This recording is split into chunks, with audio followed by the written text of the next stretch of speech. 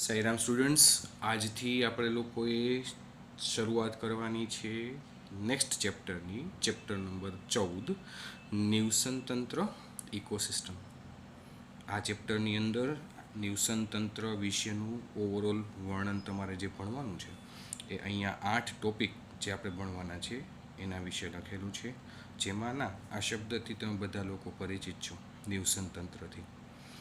પછી નિવસન તંત્રની રચના શું છે, કઈ રીતે કાર્ય કરે છે, ઉત્પાદકતા, વિઘટન, ઉર્જા પ્રવાહ, પરિસ્થિતિકીય પિરામિડો, પરિસ્થિતિકીય અનુક્રમણ, પોષક દ્રવ્યોનું ચક્રીયકરણ અને નિવસન તંત્રીય સેવાઓ.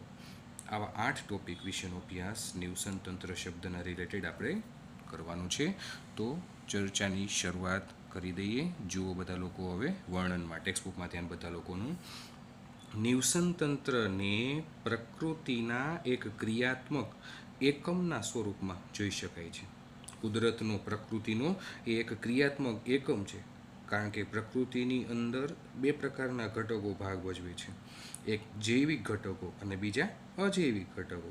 અને એ જે જૈવિક અને અજૈવિક ઘટકો છે એ બંને વચ્ચે જે આંતરક્રિયા સ્થપાય છે એને સંયુક્ત રીતે જૈવિક અને અજૈવિક કારકો અથવા તો જૈવિક અને અજૈવિક ઘટકો વચ્ચે જે આંતરક્રિયા થાય છે અને એ આંતરક્રિયાને સંયુક્ત રીતે એક તંત્ર તરીકે ઓળખવામાં આવે છે, જેને આપણે બધા લોકો નિવસન તંત્ર કહીએ છીએ. એટલા માટે નિવસન તંત્રને પ્રકૃતિના એક ક્રિયાત્મક એકમના સ્વરૂપમાં લેવામાં આવ્યું છે કે જ્યાં સજીવો એકબીજા સાથે અને એની આસપાસના ભૌતિક પર્યાવરણ સાથે પણ પરસ્પર ક્રિયાઓ કરે છે.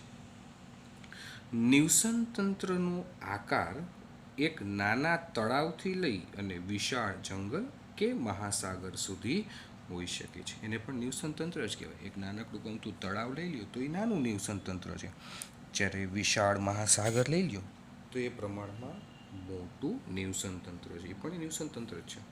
ઘણા પરિસ્થિતિવિદો સમગ્ર જીવાવરણને એક વૈશ્વિક નિવસન તંત્ર તરીકે જુએ છે, જેમાં પૃથ્વીના બધા જ સ્થાનિક નિવસન તંત્રો સમાવેશિત થાય છે.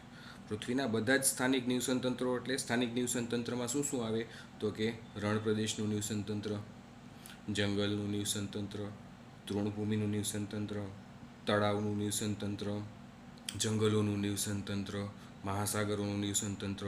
તો એ બધા જે સ્થાનિક નિવસન તંત્રો છે, આપણે એ બધા જ નિવસન તંત્રોને સંયુક્ત રીતે પ્રકૃતિવિદો, પરિસ્થિતિવિદો શું માને છે, ગ્લોબલ ઇકોસિસ્ટમ તરીકે એને લે છે, વૈશ્વિક નિવસન તંત્ર તરીકે લે છે, કે જેમાં પૃથ્વી પરના બધા જ સ્થાનિક નિવસન તંત્રો સમાવેશિત થાય છે. જેથી આ તંત્ર ખૂબ જ વિશાળ હોવાથી એક જ સમયે એક સાથે અભ્યાસ કરવો જટિલ છે. આથી અભ્યાસની અનુકૂળતા માટે તેને બે આધારભૂત કક્ષાઓમાં વિભાજિત કરી સ્થળજ અને જલજમાં આપણે લોકો એને વર્ગીકૃત કરીએ છીએ અભ્યાસની સરળતા ખાતર. બરાબર. સ્થળજ નિવસન તંત્ર, જેમાં તૃણભૂમિ, રણપ્રદેશ, જંગલો વગેરેનો સમાવેશ થાય છે. અને જલદ નિવસન તંત્ર, જેમાં તળાવનું નિવસન તંત્ર, નદીનું નિવસન તંત્ર, બરાબર, મહાસાગરો વગેરે. જંગલ, તૃણભૂમિ અને રણ કે જે સ્થળ નિવસન તંત્રના ઉદાહરણો છે. અને તળાવ, સરોવરો, જલપ્લવિત ભૂમિ એટલે કે એકદમ ભેજયુક્ત જમીન હોય જ્યાં તે વેટલેન્ડ, નદી, વેલાંતમુખી જલદ નિવસન તંત્રના કેટલાક ઉદાહરણો છે. વેલાંતમુખી ઇસ્ચુરિયન પ્રદેશ, વેલાંતમુખી પ્રદેશ કોને કહેવાય તો જ્યાં નદીનું પાણી દરિયાના પાણીને મળતું હોય, અથવા તો જ્યાં આવીને નદીનું પાણી છે એ ખારા પાણી સાથે મિક્સ થતું હોય અને એના લીધે ખારા પાણીની જે સાંદ્રતા છે એ સાંદ્રતામાં ઘટાડો થશે ને, કારણ કે નદીનું પાણી છે એ મીઠું હોય અને દરિયાનું પાણી છે એ અતિ સાંદ્ર હોય. તો નદીનું પાણી એમાં મિક્સ થાય એટલે દરિયાની જે સાંદ્રતા છે, ખારા પાણીની જે સાંદ્રતા છે એ સાંદ્રતામાં ઘટાડો આવતો હોય. અને એવી ઓછી સાંદ્રતાયુક્ત જે પ્રદેશ છે એને જ વેલાંતમુખી પ્રદેશ કહેવાય. આખો દરિયો છે એ વેલાંતમુખીમાં ના આવે, પરંતુ એવો એક નિશ્ચિત એરિયા, એવું એક નિશ્ચિત ક્ષેત્રફળ કે જે જગ્યાએ નદી ખારા પાણીમાં મિક્સ થતી હોય, દરિયાના પાણીમાં મિક્સ થતી હોય, એ જે પ્રદેશ છે એને સંયુક્ત રીતે અહીં નામ આપવામાં આવેલું છે વેલાંતમુખી પ્રદેશ. તો એ પણ જલદ નિવસન તંત્રનું ઉદાહરણ છે. કૃષિ ક્ષેત્રો, માછલી ઘર જે નિવસન તંત્ર કહેવાય, પરંતુ કેવા માનવ સર્જિત, કારણ કે કૃષિનો પાયો આપણે નાખ્યો છે, કૃષિનું બધું મેન્ટેનન્સ આપણે કરીએ છીએ મનુષ્ય દ્વારા કૃત્રિમ રીતે, એટલા માટે એને માનવ સર્જિત કીધું છે. એ જ રીતે માછલી ઘર છે તો એ પણ એક પ્રકારનું નિવસન તંત્ર છે, પરંતુ કૃત્રિમ નિવસન તંત્ર, કુદરતી રીતે નથી બન્યું માછલી ઘર, બરાબર છે. તો એ માનવ સર્જિત નિવસન તંત્રના ઉદાહરણ તરીકે એને લેવામાં આવે છે. આપણે સૌથી પહેલાં નિવસન તંત્રની રચનાને જોઈશું. સૌથી પહેલાં નિવસન તંત્રની રચનાને વિશે વાત કરશું, જેથી ઉર્જા પ્રવેશ એટલે કે ઉત્પાદકતા, પછી ઉર્જાનું સ્થાનાંતરણ એટલે કે આહાર શૃંખલા અથવા તો આહાર જાળ, પોષક ચક્રીયકરણ અને ઉર્જા નિકાલ એટલે કે વિઘટન તથા ઉર્જા વ્યય. આ બધા શબ્દ આપણે વ્યક્તિગત રીતે સમજવાના છે. અત્યારે તો તમને એનું હજી માત્ર પ્રસ્તાવના જેવો ટોપિક ચાલુ છે આપણો, કે જેમાં ઓવરઓલ આપણે શું ભણવાનું છે ને એ તમને કીધું છે. પછી આ બધા શબ્દો તમારે વ્યક્તિગત રીતે જે ભણવાના બાકી છે એ આ ચેપ્ટરમાં આવશે આગળ. તો આપણે સૌથી પહેલાં નિવસન તંત્રની રચનાને જોઈશું, જેથી ઉર્જા પ્રવેશ અથવા તો ઉત્પાદકતા, ઉર્જાનું સ્થાનાંતરણ, આહાર શૃંખલા છે, આહાર જાળ છે, પોષક ચક્રીયકરણ અને ઉર્જા નિકાલ, વિઘટન તથા ઉર્જા વ્યયને ક્રમબદ્ધ રીતે જાણી શકીએ. એની સાથે સાથે આપણે ચક્રો, શૃંખલાઓ, ઝાડના સંબંધોને પણ જોઈશું, કે જે તંત્ર અને તેના આંતર સંબંધો અંતર્ગત છે. તંત્ર, નિવસન તંત્ર અને નિવસન તંત્રની અંદર જોવા મળતા જુદા જુદા જે આંતર સંબંધો છે સજીવોના, એના અંતર્ગત એ ઉર્જા પ્રવાહોના પરિણામ સ્વરૂપે સર્જન પામ્યા છે. તો એના વિશેની ચર્ચા આપણે લોકોએ અહીંયા કરવાની છે. શરૂઆત કરીએ સૌપ્રથમ પહેલા ટોપિકથી, જેનું નામ છે નિવસન તંત્રની સંરચના અને એની કાર્યકી. જુઓ બધા લોકો, નિવસન તંત્રની સંરચના. પ્રકરણ 13માં તમે પર્યાવરણના વિવિધ ઘટકો, પ્રકરણ 13માં જે આપણે આગલું પ્રકરણ પૂરું કર્યું તેમાં તમે પર્યાવરણના વિવિધ ઘટકો, જૈવિક અને અજૈવિક વિશે જોયું. તમે અભ્યાસ કર્યો કે કેવા પ્રકારના જૈવિક અને અજૈવિક પરિબળો સ્વતંત્ર રીતે, કેવા પ્રકારના જૈવિક અને અજૈવિક પરિબળો સ્વતંત્ર રીતે એકબીજાને તથા તેમના પરિસરને પ્રભાવિત કરે છે. ચાલો હવે આપણે આ ઘટકોને વધુ સંકલિત સ્વરૂપમાં જોઈએ અને એ જાણીએ કે નિવસન તંત્રના ઘટકોમાં ઉર્જાનો પ્રવાહ કેવી રીતે થાય છે. તો જૈવિક અને અજૈવિક ઘટકોની આંતરક્રિયાઓના પરિણામ સ્વરૂપ, જૈવિક અને અજૈવિક ઘટકોની આંતરક્રિયાઓના પરિણામ સ્વરૂપ એક ભૌતિક રચના વિકાસ પામે. જૈવિક અને અજૈવિક ઘટકો વચ્ચે શું થાય છે? આંતરક્રિયા થાય છે. દાખલા તરીકે સૂર્યપ્રકાશ, પાણી, હવા, જમીન, તાપમાન, તો આ બધા અજૈવિક ઘટકો છે. અને જૈવિક ઘટકોના ઉદાહરણમાં આપણે બધા આવીએ, પશુઓ, પ્રાણીઓ, આદિકોષ કેન્દ્રીય સજીવો, સુકોષ કેન્દ્રીય સજીવો, બધા વનસ્પતિઓ. તો આપણી વચ્ચે અને અજૈવિક કારકો વચ્ચે એક નિશ્ચિત પ્રકારની આંતરક્રિયા થાય છે, અને એ આંતરક્રિયાના પરિણામ સ્વરૂપે એક નિશ્ચિત એવી ભૌતિક રચના વિકાસ પામે, જે દરેક પ્રકારના નિવસન તંત્રની લાક્ષણિકતા છે. એક નિવસન તંત્રની વનસ્પતિ અને પ્રાણી જાતિઓની ઓળખ તથા ગણના તેની જાતિઓના સંગઠનને પ્રસ્તુત કરે છે. કોઈપણ એક નિવસન તંત્રની વનસ્પતિ અને પ્રાણી જાતિઓ, બરાબર, વનસ્પતિ લઈ લેવાની ને એની આજુબાજુની પ્રાણી જાતિઓ લઈ લેવાની, એની ઓળખ તથા ગણના એ જાતિઓના સંગઠનને પ્રસ્તુત કરે છે. વિવિધ સ્તરે રહેલા વિભિન્ન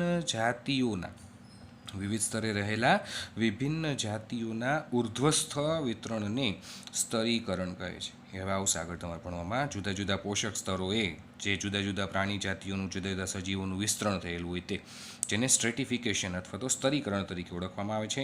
ઉદાહરણ તરીકે વૃક્ષો એ જંગલના સર્વોચ્ચ ઉર્ધ્વસ્થ સ્તરે, સૌથી ઉપર કોણ આવે? જંગલ કહીએ એટલે વૃક્ષો. કારણ કે વૃક્ષો છે એ એકચ્યુઅલમાં એમ કહી શકાય કે ત્યાંના આદ્ય સ્થાપક છે.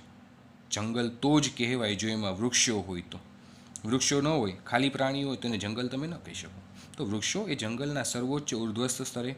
ત્યારબાદ ક્ષુપ છે એ એનાથી થોડાક નાના દ્વિતીય સ્તરે લીધા છે.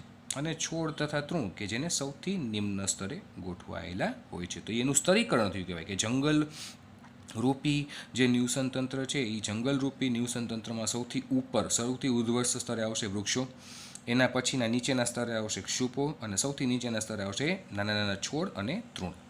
તો જ્યારે તમે નીચેના મુદ્દાઓને ધ્યાનમાં લો ત્યારે ન્યુસન તંત્રના બધા જ ઘટકો એક એકમ તરીકે કાર્યશીલ દેખાય છે. ન્યુસન તંત્રના બધા જ ઘટકો કે જે એક નિશ્ચિત એકમ તરીકે કાર્ય કરે છે. એમાં મુખ્ય મુદ્દાઓ આ 4 છે: ઉત્પાદકતા એટલે કે પ્રોડક્ટિવિટી, વિઘટન ડીકમ્પોઝિશન, શક્તિ પ્રવાહ એનર્જી ફ્લો અને પોષક દ્રવ્યોનું ચક્રીયકરણ ન્યુટ્રિયન્ટ સાયકલિંગ. તો આ 4 ઘટકો વિશે 4 મુદ્દાઓને આપણે ધ્યાનમાં લેવાના છે, એના વિશે ચર્ચા પણ કરવાની છે. એક, જલજ ન્યુસન તંત્રની પ્રકૃતિને સમજવા. કેવું ન્યુસન તંત્ર કીધું છે? જલજ ન્યુસન તંત્રની પ્રકૃતિને સમજવા ચાલો આપણે એક નાના તળાવનું ઉદાહરણ લઈએ. એક તળાવની તમે કલ્પના કરો, એનું ઉદાહરણ આપણે શું કામ લઈએ છીએ? તો કે આપણે એનું જલજ ન્યુસન તંત્રને સમજવું છે એટલા માટે. આ એક સ્પષ્ટ સ્વયંસ્થાયી એકમ અને અપેક્ષિત રીતે એકદમ સરળ ઉદાહરણ છે. સ્વયંસ્થાયી તળાવ આપણે બનાવ્યું નથી, કુદરતી રીતે બને છે, બરાબર, સેલ્ફ સસ્ટેનેબલ યુનિટ. અને અપેક્ષિત રીતે એકદમ સરળ ઉદાહરણ છે કે જે એક જલદ ન્યુસન તંત્રમાં થતી જટિલ આંતરક્રિયાઓની પણ સમજ આપે છે. હવે તળાવ એ છીછરા પાણીનું સંગ્રહ સ્થાન છે, કારણ કે તળાવનું તો બહુ એટલી બધી ઊંડાઈ હોય નહીં, છીછરું પાણી કહી શકાય, બરાબર. તો છીછરા પાણીનું એ એક સંગ્રહ સ્થાન છે કે જેમાં ઉપર જણાવેલા ન્યુસન તંત્રના તળાવના ન્યુસન તંત્રના બધા જ 4 મૂળભૂત ઘટકો એટલે કે ઉત્પાદકો છે, વિઘટનની પ્રક્રિયા છે, શક્તિનો પ્રવાહ છે, પોષક દ્રવ્યોનો પ્રવાહ અથવા તેનું ચક્રીયકરણ છે, એ 4 મૂળભૂત ઘટકો ખૂબ જ સારી રીતે પ્રદર્શિત થાય છે. પાણી એ એક અજૈવિક ઘટક છે. પાણી એ એક અજૈવિક ઘટક છે કે જેમાં બધા જ અકાર્બનિક અને કાર્બનિક પદાર્થો દ્રાવ્ય થયેલા છે. આપણે લોકો ભણી ગયા 13મા ચેપ્ટર દરમિયાન, બરાબર, અજૈવિક પરિબળો તરીકે પાણી છે, તાપમાન છે, પ્રકાશ છે અને ભૂમિ છે. આ 4 અજૈવિક પરિબળો, બરાબર. તો એમાં આપણે આવી ગયું છે ભણવામાં કે પાણી એ એક અજૈવિક ઘટક છે કે જેમાં બધા જ અકાર્બનિક અને કાર્બનિક પદાર્થો, બે પ્રકારના પદાર્થો, કાર્બનિક અને અકાર્બનિક પદાર્થો દ્રાવ્ય થયેલા હોય છે.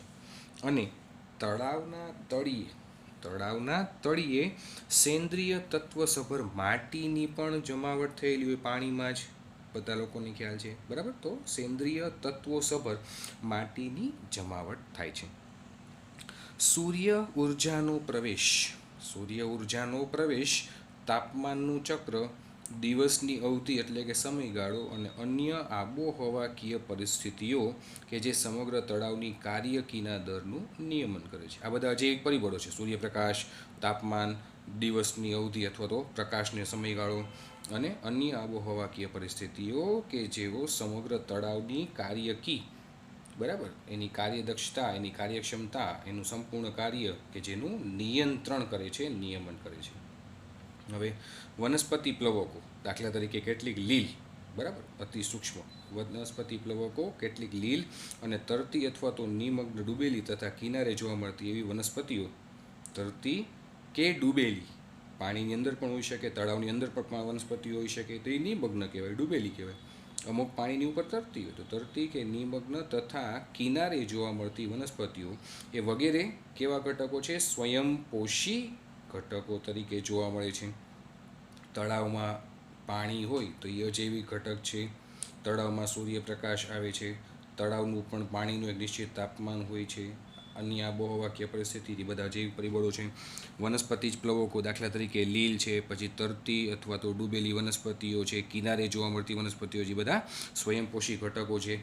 હવે મુક્ત રીતે તરતા અને તળિયે વસવાટ કરતા પ્રાણી પ્લવકો, નાના મોટા કીટકો છે, માછલીઓ છે વગેરે. તો મુક્ત રીતે તરતા અને તળિયે વસવાટ કરતા પ્રાણી પ્લવકો ઉપભોક્તાનું પ્રતિનિધિત્વ કરે છે. તેઓ બધા શું કહેવાય?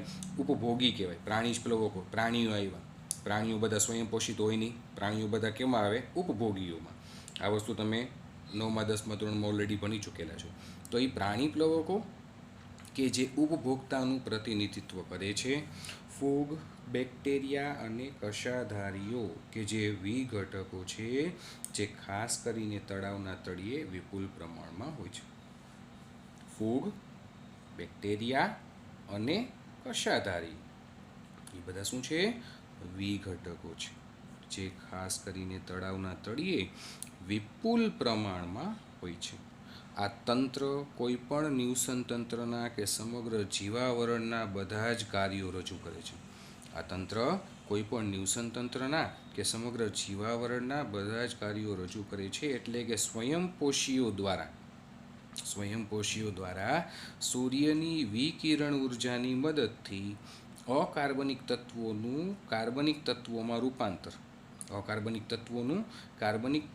રૂપાંતર, વિષમપોષીઓ દ્વારા સ્વયંપોષીઓનો ઉપભોગ કરવો એટલે કે ભક્ષણ કરવું. વિષમપોષીઓ દ્વારા સ્વયંપોષીઓ, આપણા દ્વારા વનસ્પતિઓનો ઉપભોગ થાય છે, ભક્ષણ થાય છે.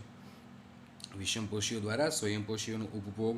પછી મૃત કાર્બનિક પદાર્થો જે કંઈ પણ હોય એનું ફૂગ, બેક્ટેરિયા વગેરે વિઘટન કરે. તો અહીંયા વિઘટન આવ્યું. વિઘટન અને વિઘટન કરી અને એને સરળ અકાર્બનિક ઘટકોમાં ફેરવી નાખે એટલે કે એનું ખનિજીકરણ કરે છે, મિનરલાઇઝેશન.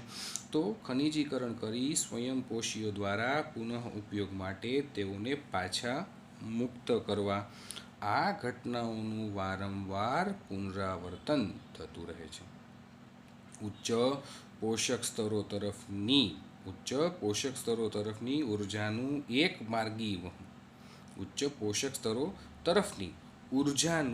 એક માર્ગીય વહન તથા પર્યાવરણમાં ઉષ્મા સ્વરૂપે તેનો અપવ્યય અને ઘટાડો એટલે કે વ્યય થતો હોય છે. બરાબર છે? એ વસ્તુ હજી આગળ તમારે આવશે ભણવામાં. તો ફરી પાછું ચર્ચાની શરૂઆત કરીએ. સૌપ્રથમ ઉત્પાદકતાથી. જો કોઈ પણ નિવસન તંત્રની ક્રિયાશીલતા અને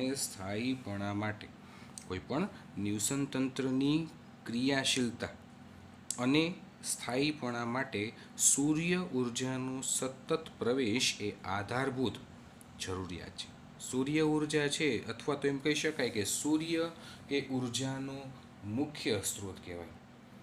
સૌથી ઇમ્પોર્ટન્ટ સ્ત્રોત જો કોઈ પણ હોય ઉર્જા માટેનો તો એ આવશે સૂર્ય. કારણ કે ઉત્પાદકતા છે એના ઉપર તો આધારિત છે. સૂર્યપ્રકાશ જ નહીં આવે તો સ્વયંપોષીઓ ખોરાક નહીં બનાવી શકે, અને સ્વયંપોષીઓ ખોરાક નહીં બનાવી શકે તો એના ઉપર જ આધારિત છે પ્રાથમિક ઉપભોગીઓ, દ્વિતીયક ઉપભોગીઓ, તૃતીયક ઉપભોગીઓ અને વિઘટકો. તો એ ચક્ર પૂરું જ નહીં થાય. વિચારો. એટલે ઉર્જાનો મુખ્ય સ્ત્રોત આવે તો એ હંમેશા સૂર્ય આવશે. વનસ્પતિઓ ન કહેવાય, પરંતુ ઉર્જાનો મુખ્ય સ્ત્રોત છે એ સૂર્ય છે. તો ફરી પાછું જુઓ કે કોઈ પણ નિવસન તંત્રની ક્રિયાશીલતા અને સ્થાયીપણા માટે સૂર્ય ઉર્જાનો સતત પ્રવેશ આધારભૂત જરૂરિયાત છે. પ્રકાશ સંશ્લેષણ દરમિયાન વનસ્પતિઓ દ્વારા ચોક્કસ સમયે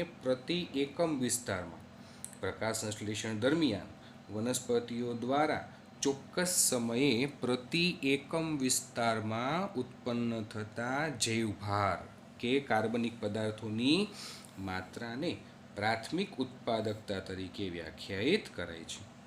પ્રાથમિક ઉત્પાદકતાની બે જ લાઇનની અંદર સરસ રીતે વ્યાખ્યા આપણને સમજાવી છે. ફરી પાછું બોલું છું. જુઓ, પ્રકાશ સંશ્લેષણ દરમિયાન ઉત્પાદકતા આપણને વનસ્પતિઓ દ્વારા કઈ ક્રિયાથી મળે છે? તો કે પ્રકાશ સંશ્લેષણ. તો પ્રકાશ સંશ્લેષણ દરમિયાન વનસ્પતિઓ દ્વારા ચોક્કસ સમયે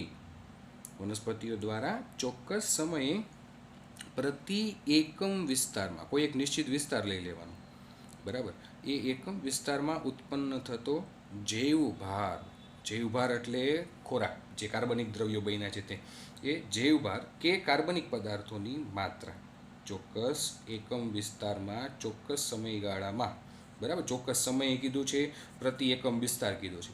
એક નિશ્ચિત વિસ્તાર તમે લઈ લો કે આ 5 ચોરસ કિલોમીટરનો એરિયા, અથવા તો આ એક આખા જંગલનો એરિયા, બરાબર, એમ એક એરિયા નક્કી કરી લ્યો, ચોક્કસ સમયગાળો નક્કી કરી લ્યો, બરાબર છે કે ભાઈ 1 મહિનો કે 6 મહિના કે 1 વર્ષ, એ દરમિયાન પ્રકાશ સંશ્લેષણ દ્વારા જે કંઈ પણ વનસ્પતિની મદદથી પ્રકાશ સંશ્લેષણ દ્વારા જે કંઈ પણ કાર્બનિક પદાર્થો, જે કંઈ પણ જૈવભારનું નિર્માણ થયું છે, તો એ માત્રાને પ્રાથમિક ઉત્પાદકતા તરીકે વ્યાખ્યાયિત કરાય છે.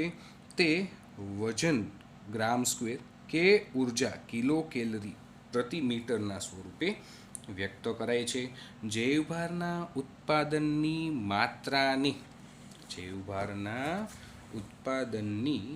માત્રાને ઉત્પાદકતા કહે છે. જૈવભારના ઉત્પાદનની જે માત્રા છે એને પ્રોડક્ટિવિટી અથવા તો ઉત્પાદકતા કહે છે. તેને વિવિધ ન્યુસન તંત્રોની ઉત્પાદકતાની તુલના અથવા તો સરખામણી કરવા પ્રતિ ગ્રામ, પ્રતિ વર્ષ, પ્રતિ કિલો કેલરી પ્રતિ મીટર પર યરના સ્વરૂપે વ્યક્ત કરી શકાય છે. બરાબર. કાં તમે એના માટેનો યુનિટ યુઝ કરો પ્રતિ ગ્રામ પ્રતિ વર્ષ, અથવા તો કેટલા કિલો કેલરી ઉત્પાદકતા મેળવી છે પ્રતિ મીટર સ્ક્વેર પ્રતિ વર્ષ, એના સ્વરૂપે એને વ્યક્ત કરી શકાય છે. એટલે માત્ર તમારે આ યુનિટ યાદ રાખવાનું છે ઉત્પાદકતા માટેનું. તેને કુલ પ્રાથમિક ઉત્પાદકતા ગ્રોસ પ્રાઇમરી પ્રોડક્ટિવિટી અને વાસ્તવિક પ્રાથમિક ઉત્પાદકતા નેટ પ્રાઇમરી પ્રોડક્ટિવિટીમાં એને વિભાજિત કરી શકાય છે. પ્રકાશ સંશ્લેષણ દરમિયાન કાર્બનિક પદાર્થોના ઉત્પાદનનો દર એ એક નિવસન તંત્રની કુલ પ્રાથમિક ઉત્પાદકતા થઈ કહેવાય. કે ભાઈ પ્રકાશ સંશ્લેષણ કરી અને જે કંઈ પણ કાર્બનિક પદાર્થો જે કંઈ પણ ઉત્પાદન થયું છે, બરાબર, એ એક નિવસન તંત્રની ટોટલ કુલ પ્રાથમિક ઉત્પાદકતા ગ્રોસ પ્રાઇમરી પ્રોડક્ટિવિટી જીપીપી તરીકે ઓળખવામાં આવે છે. કે ટોટલ એણે કેટલો જૈવભાર ઉત્પન્ન કર્યો, એ જૈવભારની માત્રા એને કહેવાય જીપીપી, ગ્રોસ પ્રાઇમરી પ્રોડક્શન. બરાબર છે, કુલ પ્રાથમિક ઉત્પાદકતા. હવે વનસ્પતિઓ દ્વારા, હવે આપણે એનપીપી સમજીએ, એ કોને કહેવાય? તો વનસ્પતિઓ દ્વારા કુલ પ્રાથમિક ઉત્પાદકતાનો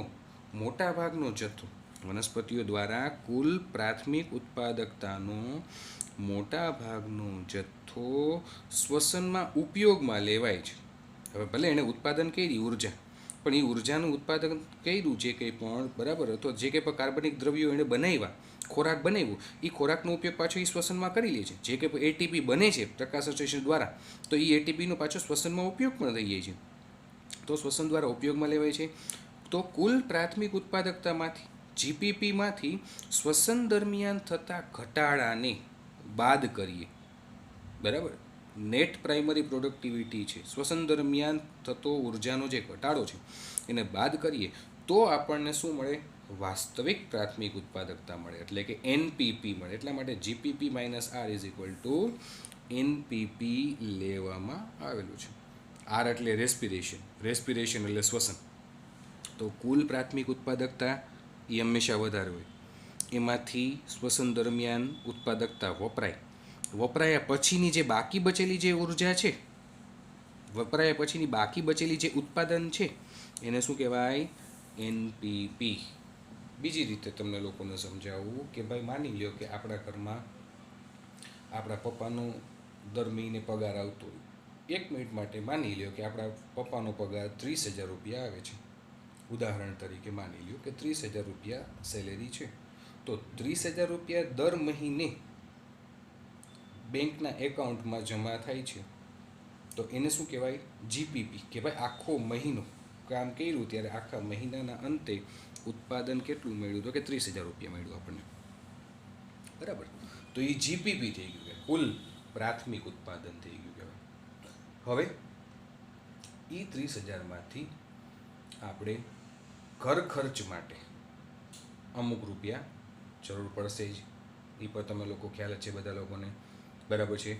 લોન ચાલુ હોય તો લોનના હપ્તા ભરવાના થતા હોય, ઘર ખર્ચ માટે બીજા નાના મોટા કંઈ પણ ખર્ચો હોય, બિલ હોય, વગેરે વસ્તુ, બરાબર. તો એ બધી વસ્તુ પે કરવા માટે એમાંથી રૂપિયાની જરૂર પડે. તો માની લ્યો કે 30,000 રૂપિયા છે એ તો જીપીપી થઈ ગયું.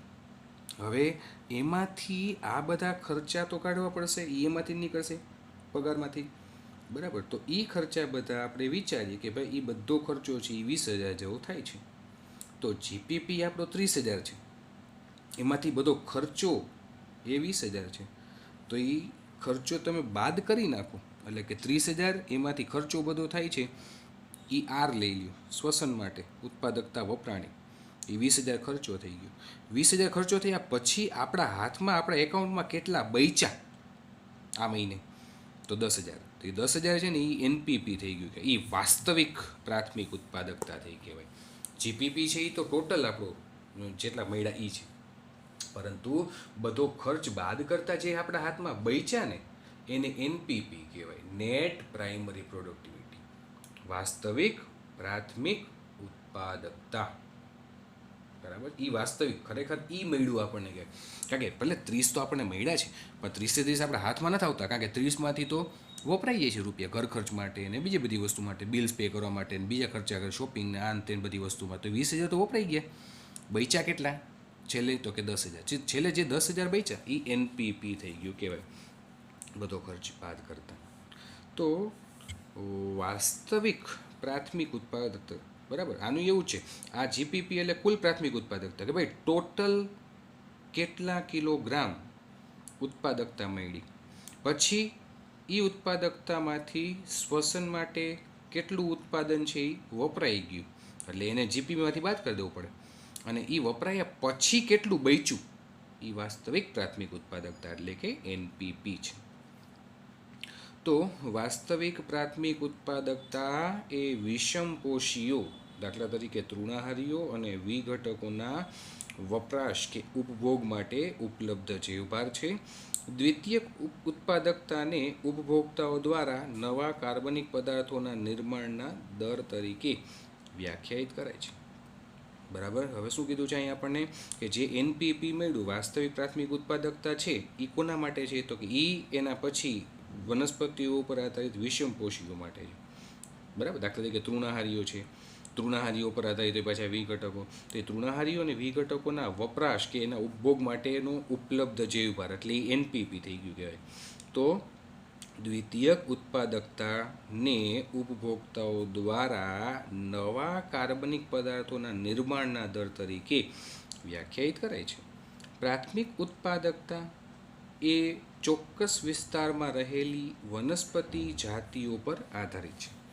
પ્રાથમિક ઉત્પાદકતા એ ચોક્કસ નિશ્ચિત વિસ્તાર, તમે જે નિશ્ચિત ક્ષેત્રફળ લીધું છે એમાં ટોટલ કેટલી વનસ્પતિની જાતિઓ છે, ઓછી હશે તો પ્રાથમિક ઉત્પાદકતા ઓછી મળશે, વનસ્પતિ જાતિઓ જેમ વધુ એમ પ્રાથમિક ઉત્પાદકતા વધુ, જીપીપી વધુ. એના ઉપર આધાર રાખે છે. વિવિધ પ્રકારના પર્યાવરણીય કારકો, પોષકોની ઉપલબ્ધિ અને વનસ્પતિઓની પ્રકાશ સંશ્લેષણ ક્ષમતા પર પણ આધાર રાખે છે. આથી તે વિવિધ પ્રકારના નિવસન તંત્રોમાં જુદી જુદી હોય છે. જુદા જુદા નિવસન તંત્રની ઉત્પાદકતા જુદી જુદી હોય. તૃણભૂમિ રૂપી નિવસન તંત્ર છે તો એની ઉત્પાદકતા ઓછી હોય, જ્યારે જંગલો હોય તો એની ઉત્પાદકતા વધુ હોય. સ્વાભાવિક વસ્તુ છે, કારણ કે એમાં વૃક્ષો, ક્ષુપ, તૃણ, છોડ વગેરે બધી વસ્તુઓ એટલા માટે. તો વિવિધ પ્રકારના નિવસન તંત્રોમાં ઉત્પાદકતા હંમેશા સરખી ન હોય, જુદી જુદી હોય છે. સમગ્ર જીવાવરણની વાર્ષિક વાસ્તવિક પ્રાથમિક ઉત્પાદકતા, સમગ્ર જીવાવરણની વાર્ષિક યરલી વાસ્તવિક પ્રાથમિક ઉત્પાદકતા જે એનપીપી છે એ કાર્બનિક પદાર્થોના અંદાજિત 170 બિલિયન ટન શુષ્ક વજન લીધું છે. 170 બિલિયન ટન આંકડો યાદ રાખજો, આંકવામાં આવે છે. આમાંથી આંકડાકીય માહિતી બહુ પૂછાય છે. બરાબર છે, તો 170 બિલિયન ટન એવું નોંધવામાં આવ્યું છે. જે પૈકી પૃથ્વીની સપાટીનો લગભગ 70% ભાગ મહાસાગરો દ્વારા ઢંકાયેલો છે. જે પૈકી પૃથ્વી સપાટીનો લગભગ 70% જેટલા ભાગમાં તો શું છે, દરિયો છે, મહાસાગરો દ્વારા ઢંકાયેલો છે. તેમ છતાં પણ મહાસાગરોની ઉત્પાદકતા કેટલી છે, માત્ર 55 બિલિયન ટન. 70% જેટલો ભાગ મહાસાગરોનો છે પૃથ્વી ઉપર રોકાયેલો ભાગ. તો એ લોકોની યરલી વાસ્તવિક પ્રાથમિક ઉત્પાદકતા કેટલી છે, 55 બિલિયન ટન મહાસાગરોની. બરાબર, અને પૃથ્વીનો અંદાજો લગાડીએ કે જે આ સ્થળ જ પ્રકારનું નિવસન તંત્ર છે, જે જીવાવરણ છે સમગ્ર, એની વાસ્તવિક પ્રાથમિક ઉત્પાદકતા કેટલી છે તો કે 170 બિલિયન ટન અંદાજિત છે. અલબત્ત બાકી રહેલી માત્રા ભૂમિ પરની જ છે. તમારા શિક્ષક સાથે મહાસાગરોની ઓછી ઉત્પાદકતા માટેના મુખ્ય કારણોની ચર્ચા કરો. સ્વાભાવિક છે કે આમાં મુખ્ય કારણ એક જ છે કે મહાસાગરોમાં જેમ જેમ ઊંડાઈએ જતા જાઓ તેમ તેમ વાતાવરણીય દબાણ ખૂબ જ ઘટી જશે. અને એટલું જ નહીં, એને બાદ કરતાં સૂર્યપ્રકાશની માત્રા, પાણી, ખનિજ પોષક તત્વો, બરાબર, એ બધી વસ્તુ, ખનિજ પોષક તત્વો ખાસ કરીને, અને સૂર્યપ્રકાશ પૂરતા પ્રમાણમાં ન મળે કે જેના થકી એની ઉત્પાદકતા ઘટે. બરાબર છે. તો આ હતું મુખ્ય વસ્તુ, ઉત્પાદકતા, પહેલા નંબરનો ઘટક, પહેલા નંબરનું લક્ષ્ય, એના વિશેનું વર્ણન. મુખ્યત્વે તમારે એનો યુનિટ યાદ રાખવાનો છે. કુલ પ્રાથમિક ઉત્પાદકતા કોની કહેવાય, વાસ્તવિક પ્રાથમિક ઉત્પાદકતા કોની કહેવાય, ઓલું સૂત્ર GPP minus R is equal to NPP, અને દ્વિતીય ઉત્પાદકતા, અને 170 બિલિયન ટન આપણી વાર્ષિક વાસ્તવિક પ્રાથમિક ઉત્પાદકતા છે સમગ્ર જીવાવરણની, જ્યારે દરિયાની મહાસાગરોની ઉત્પાદકતા છે માત્ર 55 બિલિયન ટન છે. બસ આટલી જ વસ્તુ તમારે યાદ રાખવાની છે આ ટોપિકની અંદર 14.2 ઉત્પાદકતામાં. ત્યાર પછીનો ટોપિક આવે છે 14.3 વિઘટન. વિઘટન શબ્દથી પણ તમે બધા લોકો સારી રીતે પરિચિત છો કે વિઘટન કોને કહેવાય, વિઘટકો કોને કહેવાય, વિઘટનની પ્રક્રિયામાં મૂળભૂત રીતે કોણ ભાગ ભજવતું હોય, શું કામ વિઘટન કરતું હોય, વિઘટન કરવાથી શું મળે, બરાબર, એ બધી વસ્તુ વિશેની ચર્ચા હવે આપણે અહીંયા આ ટોપિકમાં આગળ વધારવાની છે. જુઓ, વિઘટન. તો તમે કદાચ સાંભળ્યું હશે કે અળસિયાને ખેડૂતના મિત્ર તરીકે ઉલ્લેખવામાં આવે છે. આપણે આવી ગયું છે 11મા ધોરણની અંદર ભણવામાં કે અળસિયા એ ખેડૂત મિત્ર છે, કારણ કે તેઓ જટિલ કાર્બનિક દ્રવ્યો, જમીનમાં રહેલા જે કંઈ પણ જટિલ પ્રકારના કોમ્પ્લેક્સ ઓર્ગેનિક મેટર છે એને તોડવામાં તેમજ તેની સાથે સાથે જમીનને પોચી અથવા તો ફળદ્રુપ બનાવવામાં મદદરૂપ થાય છે. આ જ પ્રકારે વિઘટકો એ જટિલ પ્રકારના કાર્બનિક દ્રવ્યોને કાર્બન ડાયોક્સાઇડ, પાણી અને પોષકો જેવા અકાર્બનિક પદાર્થોને વિઘટિત કરવામાં પણ મદદરૂપ બને છે, કે જે પ્રક્રિયાને વિઘટન અથવા તો ડીકમ્પોઝિશન તરીકે ઓળખવામાં આવે છે. વનસ્પતિઓના મૃત અવશેષ, મૃત્યુ પામેલી વનસ્પતિ, એના મૃત અવશેષમાં પર્ણો, એની છાલ, એના પુષ્પો, તથા પ્રાણીઓના મૃત અવશેષમાં એના મળમૂત્ર સહિતના દ્રવ્યો એ મૃત અવશેષીય ઘટકો, ડેટ્રાઇટસ બનાવે છે. એના મૃત અવશેષો છે એ ભેગા મળીને સંયુક્ત રીતે શું બનાવે છે, મૃત અવશેષીય ઘટકો બનાવે છે, કે જેઓ વિઘટન માટેના કાચા પદાર્થ છે. આનું જ હવે આગળ વિઘટન થશે, તેના માટેનું રો મટીરિયલ છે એમ કહે છે. જેઓ વિઘટન માટેના કાચા પદાર્થો છે. પછી અવખંડન, ધોવાણ, અપચયની ક્રિયા, સેન્દ્રિયકરણ એટલે કે ખાતર નિર્માણ અને ખનિજીકરણ વગેરે વિઘટન પ્રક્રિયાના એવા મહત્વપૂર્ણ સ્ટેપ્સ છે. હવે મૃતભક્ષીઓ, ડેટ્રાઇટિવોરસ જેવા કે અળસિયા, મૃતભક્ષી, મૃત દ્રવ્યોનું, મૃત ઘટકોનું, મૃત અવશેષીય ઘટકોનું ભક્ષણ કરતા હોય એવા સજીવો, જેને મૃતભક્ષીઓ કહેવાય. દાખલા તરીકે વિઘટકો. તો મૃતભક્ષીઓ જેવા કે અળસિયા એ મૃત અવશેષીય પદાર્થોને નાના નાના કણોમાં ખંડિત કરી નાખે છે. મૃત અવશેષીય પદાર્થોને એકદમ સરળ સ્વરૂપમાં એને વિભાજિત કરી નાખે છે, નાના નાના અણુઓમાં રૂપાંતરિત કરી નાખે છે, કે જે પ્રક્રિયાને અહીં અવખંડન, ફ્રેગમેન્ટેશન કહેવાય છે. ત્યારબાદ લીચિંગ, ધોવાણની પ્રક્રિયા દ્વારા જલદ્રાવ્ય અકાર્બનિક પોષકો કે જે ભૂમિના સ્તરોમાં, ભૂમિની અંદર પ્રવેશ પામે છે ધોવાણ દ્વારા, અને અનુપલબ્ધ ક્ષાર તરીકે તેઓ અવક્ષેપિત થઈ જાય છે. એવા અકાર્બનિક પોષક તત્વો કે જે જલદ્રાવ્ય છે, પાણીમાં દ્રાવ્ય છે, બરાબર, તો એ શું થાય, પાણીની સાથે સાથે, જેમ કેમ પાણી છે એ જમીનમાં ઉતરે, તો એ પાણીની સાથે સાથે એ અકાર્બનિક પોષક દ્રવ્યો કે જે પાણીમાં દ્રાવ્ય છે એ ભૂમિમાં અંદર ઉતરશે અને અહીંયા એનું અવક્ષેપન થઈ જાય છે ભૂમિના જુદા જુદા સ્તરોમાં.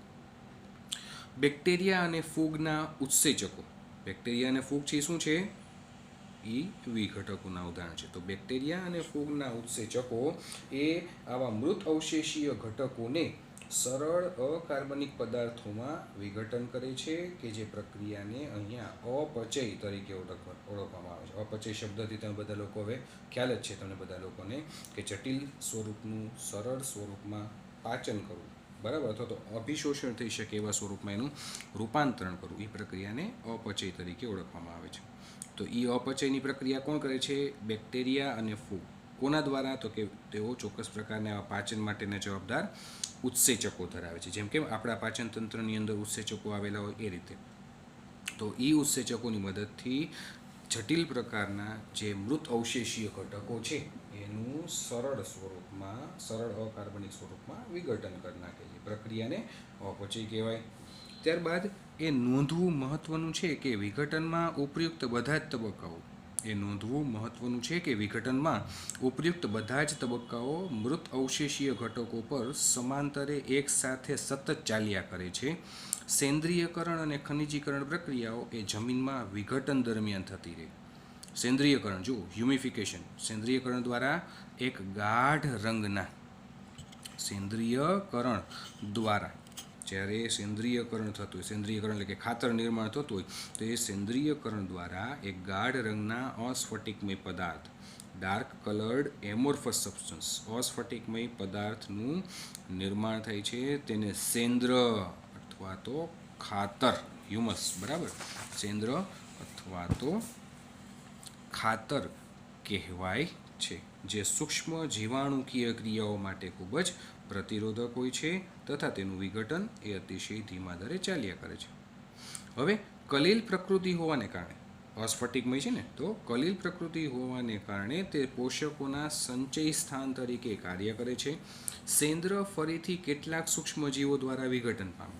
જે સેન્દ્ર છે, જે ખાતર બન્યું છે, એ ફરીથી કેટલાક સૂક્ષ્મજીવો દ્વારા વિઘટન પામે છે અને અકાર્બનિક પોષક તત્વો મુક્ત કરે છે. એ જે અકાર્બનિક પોષક તત્વો છેલ્લે મુક્ત થયા સરળ સ્વરૂપે, જે ખનિજીકરણ તરીકે ઓળખાતી પ્રક્રિયા દ્વારા થાય છે. એટલે કે ખનિજના સ્વરૂપમાં તેઓ રૂપાંતરિત થઈને બહાર આવે છે. વિઘટન એ ખૂબ જ ઓક્સિજન આવશ્યક હોય એવી એક પ્રક્રિયા છે. કારણ કે વિઘટન કરવા માટે આ જે તે સજીવોને, બેક્ટેરિયાને, ફૂગને ઓક્સિજનની જરૂર પડે છે. તો ઓક્સિજન આવશ્યક ઘટના છે. ઓક્સિજનની માત્રા જેમ વધુ એટલું જ વિઘટનનો દર વધુ. તો વિઘટનનો દર મૃત અવશેષીય ઘટકો અને પર્યાવરણીય કારકોના રાસાયણિક સંઘટનો દ્વારા નિયંત્રિત થાય છે. મૃત અવશેષીય ઘટકો કેટલી માત્રામાં છે અને કયા પ્રકારના છે, તથા પર્યાવરણીય કારકો, તાપમાન, હવા, પાણી, પ્રકાશ વગેરે વસ્તુ કારકોના રાસાયણિક સંઘટનો દ્વારા નિયંત્રિત થાય છે. એક ચોક્કસ પર્યાવરણીય પરિસ્થિતિમાં જ્યારે મૃત અવશેષીય ઘટકો એ લિગ્નિન અને કાઇટિન સભર હોય ત્યારે વિઘટનનો દર ખૂબ જ ધીમો હોય છે. અને જો મૃત અવશેષીય ઘટકો નાઇટ્રોજન તથા શર્કરા જેવા જલદ્રાવ્ય પદાર્થો સભર હોય, જો મૃત અવશેષીય ઘટકો કે જે મૃત્યુ પામ્યા છે એની અંદર જો નાઇટ્રોજનની માત્રા, શર્કરાની માત્રા વધુ હોય, તો નાઇટ્રોજન તથા શર્કરા જેવા જલદ્રાવ્ય પદાર્થોથી સભર હોય તો તેનું વિઘટન ખૂબ જ ઝડપી થાય છે. તાપમાન અને ભૂમિનો ભેજ એ ખૂબ જ મહત્વના પર્યાવરણીય કારકો છે, જે ભૂમિના સૂક્ષ્મજીવોની ક્રિયાઓ પર તેમની અસર દ્વારા વિઘટનનું નિયમન કરે છે. હુંફાળું અને ભેજયુક્ત અથવા તો આર્દ્રતાયુક્ત પર્યાવરણ, મોઇસ્ટ એન્વાયરમેન્ટ હોય, બરાબર, હુંફાળું અને ભેજયુક્ત પર્યાવરણ કે જે વિઘટન માટે અનુકૂળ છે. જ્યારે ઓછું તાપમાન એટલે કે નીચું તાપમાન અને અજારક પ્રકારનું જીવન કે જે ઓક્સિજનની માત્રા ઓછી હોય, તો આ પ્રકારનું વાતાવરણ છે એ વિઘટનને અવરોધે છે. તેના પરિણામ સ્વરૂપ કાર્બનિક દ્રવ્યોનો ભંડાર રચાય છે. તો આ હતું બીજા નંબરનું લક્ષણ વિઘટન. ઉત્પાદકતા પૂરું કર્યું, વિઘટન પૂરું કર્યું, બરાબર છે. હવે ત્રીજા નંબરનું પરિબળ ઉર્જા પ્રવાહ આપણે લોકો નેક્સ્ટ લેક્ચરથી સ્ટાર્ટ કરશું. અહીંયા સુધી બધા લોકો એક વખત વાંચી લેજો, એક વખત સરસ રીતે રિવિઝન કરી લેજો. પછી કંઈ પણ ડાઉટ લાગે, કંઈ પણ ન સમજાય તો મને પૂછી શકો છો. Thank you. સાંઈરામ.